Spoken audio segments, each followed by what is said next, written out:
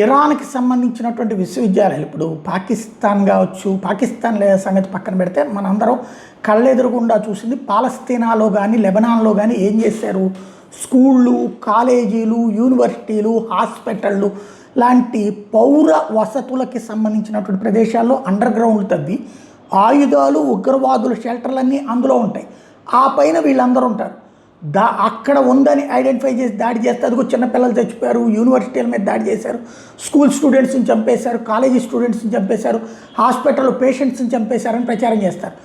ఉండేది అడుగునంతా తీవ్రవాదులు, ఆయుధాగారాలు. అవి వీడియోలతో సహా చూపించింది ఇజ్రాయెల్. ఇప్పుడు తాజాగా యూనివర్సిటీల మీద ఇరాన్లో ఉన్నటువంటి యూనివర్సిటీలో అట్లా అండర్ గ్రౌండ్ బంకర్లు ఉన్నాయని చెప్పేసి, ఇంక్లూడింగ్ ఆయుధాల బంకర్లు కూడా ఉన్నాయని వాటి మీద విరుచుకుపడ్డాయి ఇజ్రాయెల్ అమెరికా సేనలు.